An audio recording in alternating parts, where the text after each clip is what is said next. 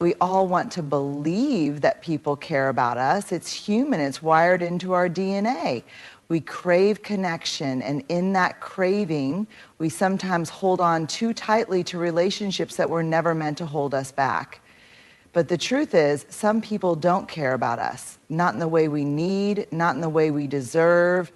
And if we're not careful, we mistake their indifference for something we have to earn our way out of. So how do you know when someone truly doesn't care? You don't need grand betrayals or dramatic goodbyes to see it. You just need to pay attention.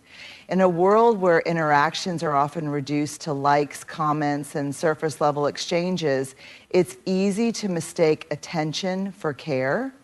But attention isn't the same as connection, and real connection, the kind that nourishes us, that makes us feel safe, seen, and valued, is built on a foundation of mutual care and respect. Mutual.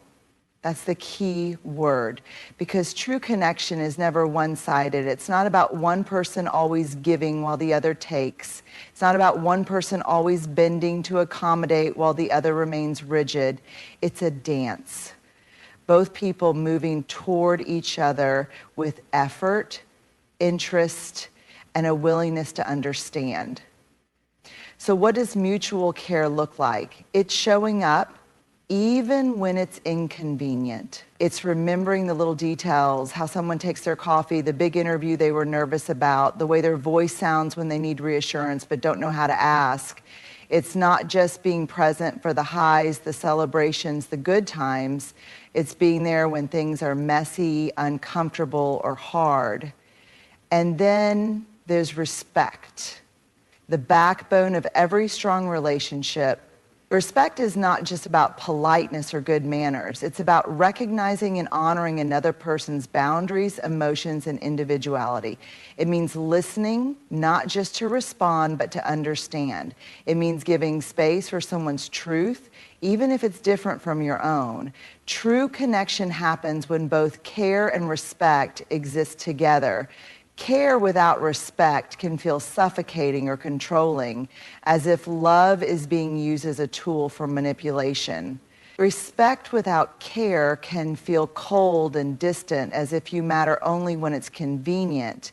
But when the two work hand in hand, there's balance, there's security, there's the kind of relationship, whether romantic, platonic, or familial, that makes you feel like you belong.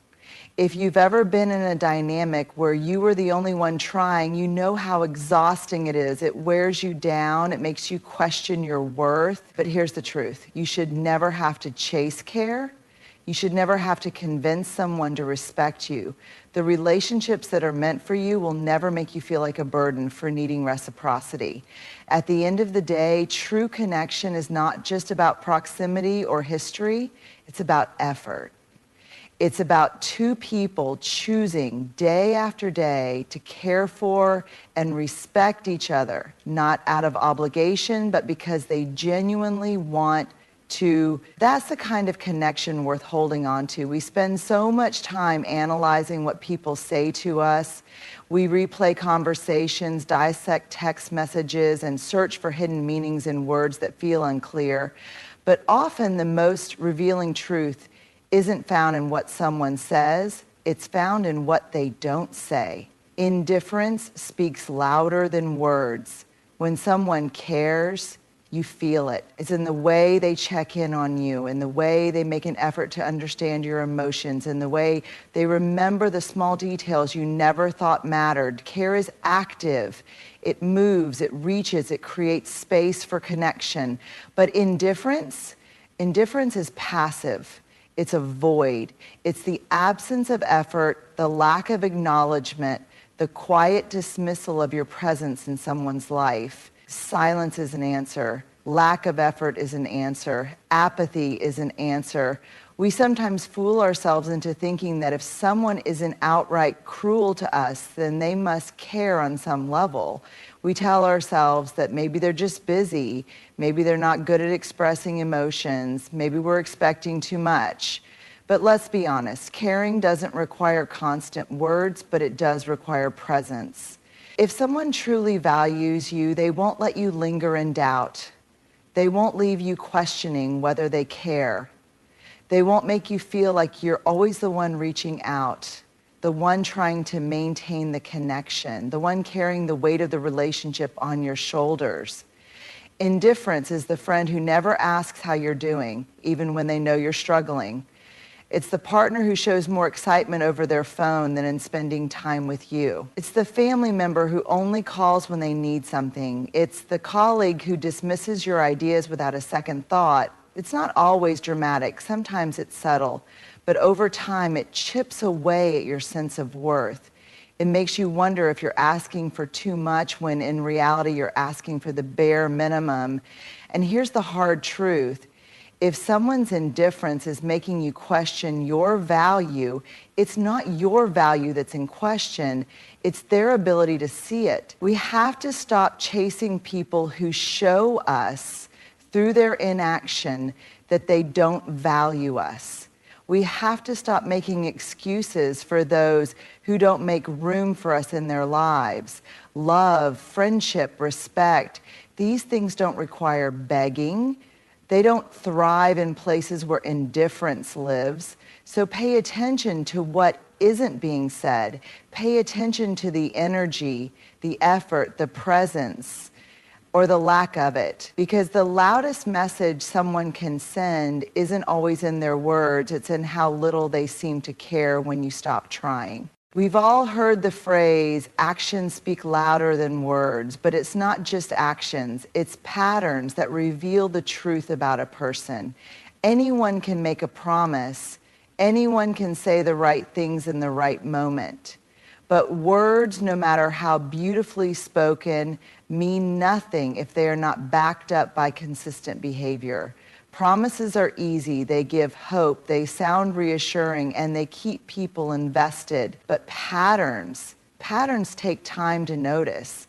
They tell the real story. They expose habits, priorities, and true intentions. If you want to understand who someone really is, don't focus on what they tell you. Focus on what they repeatedly do. The power of patterns. A person who constantly cancels plans at the last minute, that's not bad luck. It's a pattern of unreliability. A friend who only reaches out when they need something, that's not forgetfulness. It's a pattern of self-interest. A partner who apologizes for hurting you but keeps doing the same thing over and over, that's not an accident. It's a pattern of disregard. People show you exactly who they are through repetition, not through one-time actions. One moment of kindness doesn't make someone a good person, just like one mistake doesn't make them a bad one. But consistent behaviors over time reveal a person's true nature. Promises versus patterns. Promises can be emotional. They feel good to hear. They make us want to believe. They fill the space between who someone is and who we wish they were.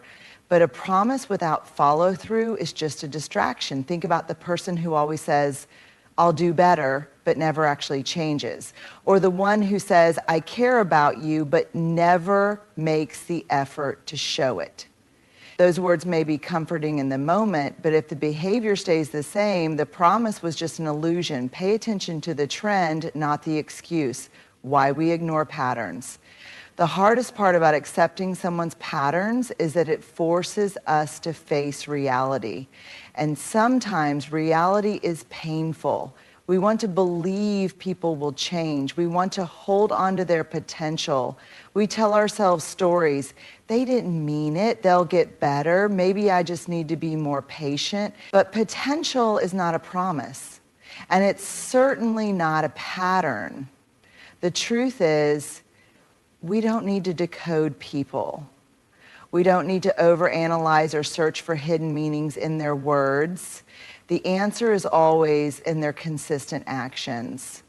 When someone shows you who they are, believe them. It's a hard lesson, but an important one. People will always show you who they are. Your job is to believe them the first time. Not when they finally run out of chances. Not when they hurt you one too many times. Not when you're exhausted from trying to justify their actions. Believe them when their actions don't match their words. Believe them when their patterns tell a different story than their promises. Believe them when they consistently show you that they don't respect, value, or prioritize you. Because at the end of the day, someone's real character isn't found in what they say they'll do, it's in what they actually do over and over again. Final thought, if you have to keep hoping for a different outcome, it's because you're ignoring the pattern. And if you're ignoring the pattern, you're choosing the promise over the truth.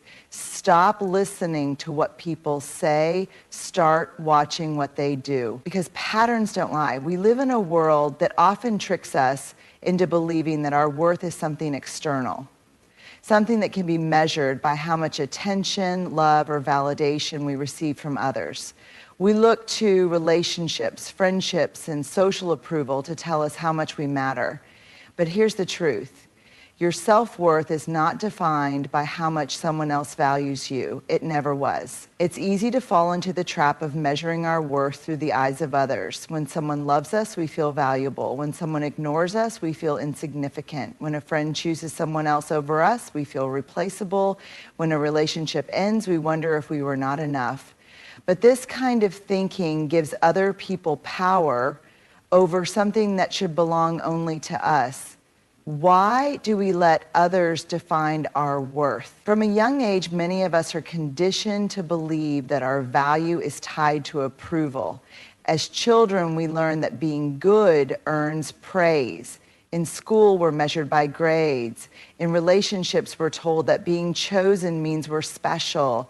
Over time, we internalize the idea that our worth must be proven, that we must earn it by being lovable, successful, attractive, or needed by someone else. But here's where that thinking becomes dangerous. When we let other people determine our value, we make ourselves dependent on forces we cannot control. If someone treats us with love and respect, we feel good about ourselves. If someone treats us with indifference, we question our worth. If someone rejects us, we assume we weren't good enough. But think about that for a second. Why should your worth change based on how someone else treats you? Why should the way one person sees you have the power to determine how you see yourself? The truth about self-worth is not something that is given to you by others. It is something you own, something that exists within you, regardless of how anyone else perceives you. A person's inability to see your value does not mean you lack value. Someone's failure to love you does not mean you are unlovable. Being rejected does not mean you are unworthy. People's opinions are shaped by their own experiences, biases, and emotional capacities. Sometimes their inability to appreciate you has nothing to do with you and everything to do with where they are in life. Some people are incapable of valuing others in a healthy way, no matter how worthy those others are. So why should your self-worth be based on someone else's limited perception? Signs you are defining your worth by others. If you've ever done any of the following, you might be allowing external validation to dictate your self-worth. Feeling unworthy when someone ignores you or doesn't reciprocate your feelings, changing yourself to fit what you think others want, staying in unhealthy relationships because you fear being alone, seeking constant reassurance from others to feel good about yourself, measuring your worth based on how many friends, followers, or admirers you have. These behaviors don't mean you're weak, they mean you're human. We all crave connection, love, and belonging. But true self-worth means knowing that you are already enough, even without external validation. How to reclaim your self-worth, detach your worth from external validation. Your value is not something that fluctuates based on how others treat you. Remind yourself daily that you are worthy simply because you exist, not because of what you do for others, not because of how many people approve of you. Stop chasing people who don't see your worth. If someone doesn't value you, that is a reflection of them, not you. Stop trying to prove your worth to people who don't recognize it. Walk away from relationships that make you feel small. Validate yourself first. Instead of waiting for others to reassure you, practice self-measurement, meditation. Celebrate your own accomplishments. Acknowledge your own strengths. Be proud of who you are without needing someone else to tell you. Surround yourself with people who reflect your value. The right people will never make you question your worth. They will respect, appreciate, and uplift you. Not as a favor, but because that's how they truly see you. Develop inner confidence. Self-worth comes from within. Spend time alone, invest in your growth, and do things that make you feel good about yourself. The more you build yourself up, the less you will seek validation from others. Final thought at the end of the day, self-worth is not something you ask for. It is something you claim. It is not something that increases when someone loves you, and it does not disappear when someone doesn't. You are not less worthy because someone failed to see your value. You were already enough. You always have been, and no one, not a friend, a partner, a boss, a family member, gets to define what was never theirs to decide. For far too long, many of us have been conditioned to believe that setting boundaries is selfish.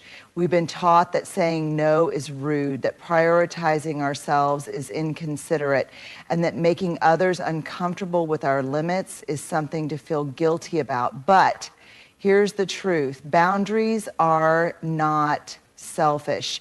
Boundaries are an act of self-respect. What are boundaries really? Boundaries are not walls meant to shut people out. They are not weapons used to control or punish others. Boundaries are guidelines that define how we allow ourselves to be treated. They protect our emotional well-being, our time, our energy, and our sense of self.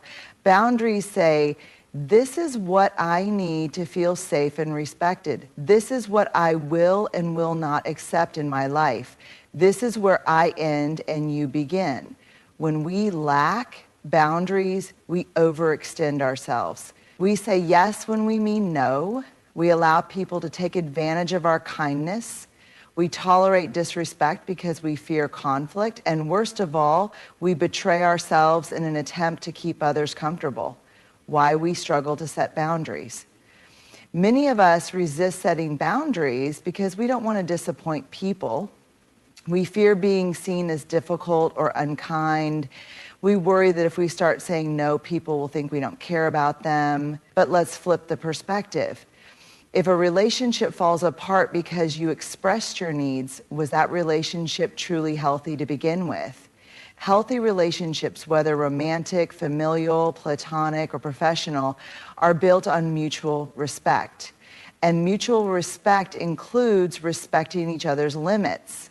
But the truth is, not everyone will like your boundaries. Some people will push back. Some will make you feel guilty. Some will even try to manipulate you into believing that setting limits means you don't care. But let's be clear. People who respect you will respect your boundaries. People who benefit from your lack of boundaries will call you selfish for setting them. Boundaries are a form of self-respect. When you set boundaries, you are not being mean, you are not being dramatic, you are simply choosing to honor yourself. Saying no to something that drains you doesn't make you selfish, it makes you self-aware. Limiting time with people who disrespect you doesn't make you cold, it makes you self-respecting. Protecting your peace doesn't make you difficult, it makes you emotionally intelligent. Boundaries are how you teach people how to treat you. If you constantly allow others to overstep, they will.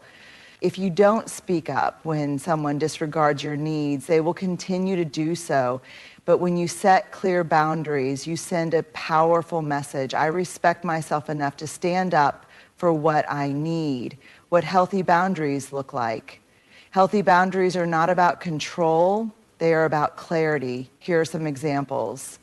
Emotional boundaries. I am not responsible for managing other people's emotions at the expense of my own well-being.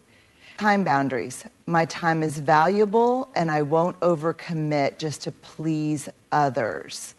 Communication boundaries. I won't engage in conversations that are disrespectful, manipulative, or toxic. Work boundaries. I will not answer emails or take work calls outside of my set working hours. Relationship boundaries. I will not tolerate dishonesty, disrespect, or emotional neglect in my relationships. Boundaries are not about rejecting others. They are about protecting yourself. They allow you to show up as your best self, not a drained, resentful version of you.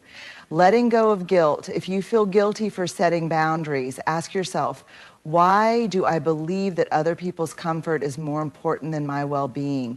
Why am I willing to prioritize their needs but not my own? Why do I think I must earn respect instead of simply expecting it? You are not responsible for managing how others feel about your boundaries. Your only responsibility is to honor yourself.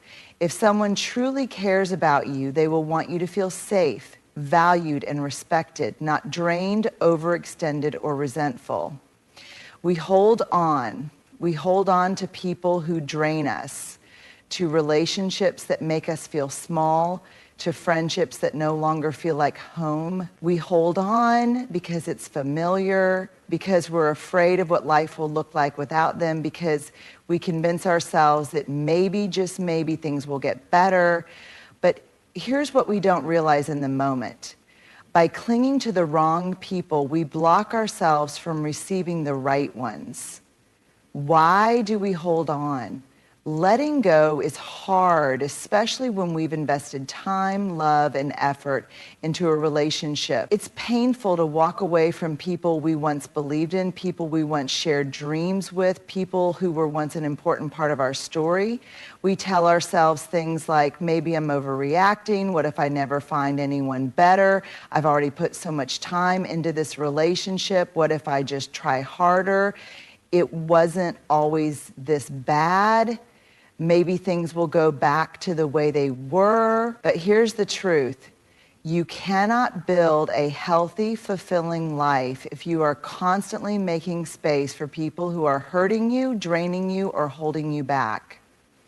When you hold on to the wrong people, you send yourself the message that you don't believe you deserve better. And when you don't believe you deserve better, you settle, you shrink. You tolerate less than you deserve because you're afraid to make room for more. The cost of holding on, keeping the wrong people in your life, comes at a price. It costs you your energy, your peace, your self-worth. It keeps you stuck in cycles of frustration, disappointment, and unmet expectations. It prevents you from fully stepping into the life you were meant to live. Think about it. Every moment spent chasing someone who won't meet you halfway is a moment stolen from someone who would. Every ounce of effort poured into a one-sided relationship is energy you could be investing in people who truly value you.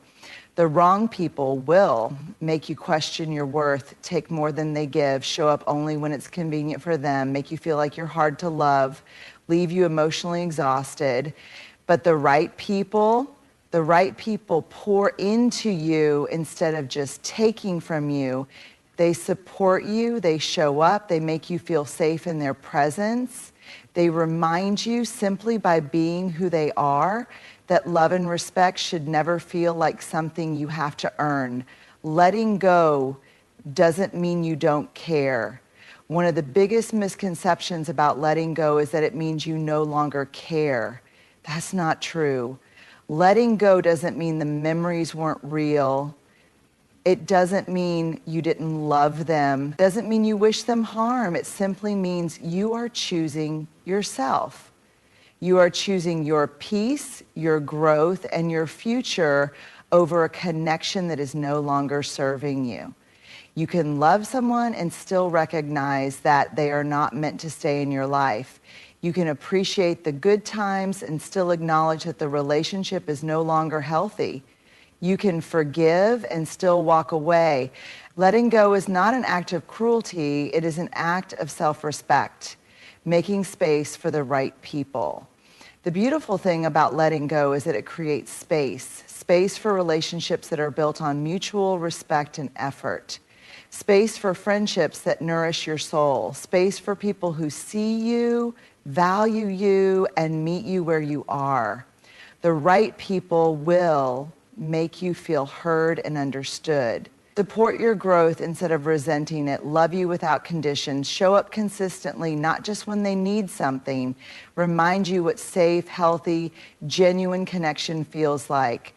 But you can't receive those connections if your life is too full of people who don't truly value you.